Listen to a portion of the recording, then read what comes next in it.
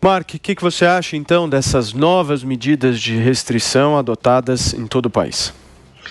Paulo, hoje completamos exatamente um ano do primeiro registro de caso de Covid-19 no país. E exatamente hoje, Paraná, Santa Catarina, São Paulo, Distrito Federal, outros estados já vão aplicar medidas mais restritivas, lockdowns. Dá para se dizer sim que são lockdowns em vários desses estados. Nós somos reféns de uma ideia única.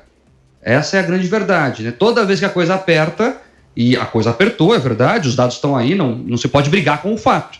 O número de doentes aumentou, os leitos diminuíram devido ao aumento de casos, e toda vez que a coisa aperta, a solução dos gestores públicos brasileiros é fechar tudo. Somos reféns dessa ideia autoritária e hipócrita dos governantes. Eu vou explicar por que ela é hipócrita.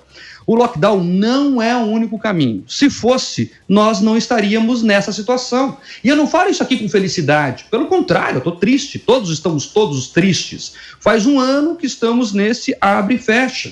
O que funciona? Funciona a conscientização. Uso de máscara, uso de álcool em gel, praticar o distanciamento social. Nós temos que acabar com esse maniqueísmo burro que separa quem critica o lockdown como único caminho, como o mal, como alguém que quer que as pessoas morram, e os bonzinhos são quem defende que as pessoas têm que ficar em casa, que essa é a única situação, aquela frase, porque a economia precisa de pessoas vivas para existir. Também é verdade que precisa de uma economia viva para gerar riquezas e dinheiro para cuidar dos doentes. Ou os médicos não precisam de salário, ou os enfermeiros trabalharão de graça, ou não tem custo, o oxigênio que é gasto nos hospitais. Então, essa dicotomia de separar economia de saúde, que o Brasil tinha até avançado um pouco e volta agora, é uma dicotomia burra.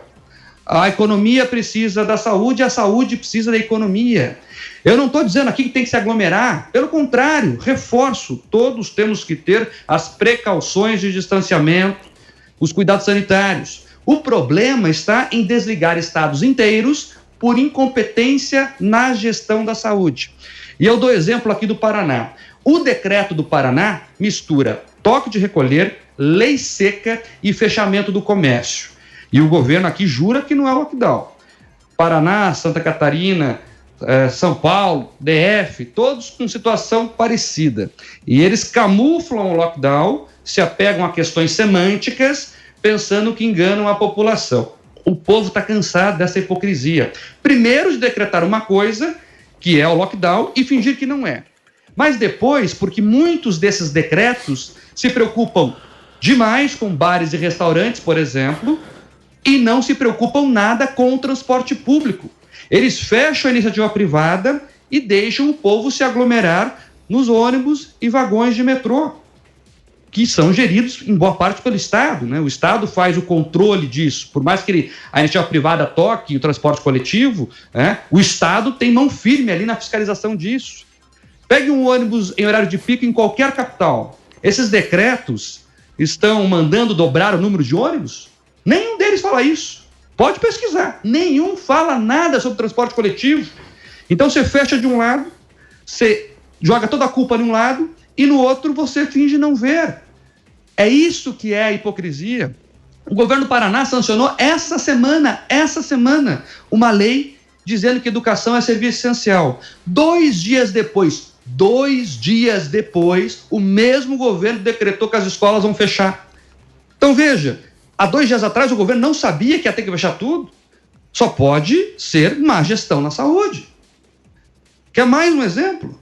Decreto do Paraná, o governo mandou de manhã fechar as igrejas. Agora à tarde, agora, faz meia hora atrás, voltou atrás, deixou reabrir as igrejas.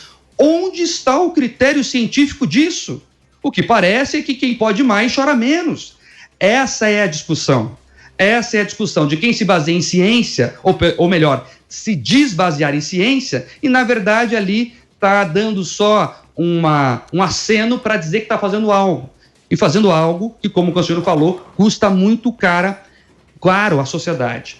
No final do ano passado, cidades e estados fecharam hospitais de campanha. Nós vimos as manchetes aí pipocar pelo país todo. Agora dizem que não abrem mais hospitais de campanha porque não tem profissionais. Mas até dezembro haviam vários hospitais de campanha funcionando. fecharam quase todos. Agora faltam UTIs, claro, porque fecharam os hospitais e os profissionais sumiram. Os lockdowns sozinhos não resolvem, eles só adiam o problema. Não é aceitável, não é lógico que se espere que a população fique fechada durante um ano, porque essa foi a única alternativa que nos deram no Brasil até agora. Eles vêm mudando a justificativa, né? Primeiro era, não, nós vamos aqui equipar os hospitais, vamos aqui aumentar a oferta do sistema de saúde, comprar respirador, era essa a justificativa. Pois bem, ela passou. Depois foi para achatar a curva, e vinham os gráficos, e veja, o pico vai ser em abril, o pico vai ser em maio, o pico vai ser em junho, todo mundo lembra disso, nunca chegava o pico, e passou. Agora, o discurso já mudou de novo, e querem fechar as pessoas em casa. Reforço, o problema é ter o fechamento de tudo como única solução.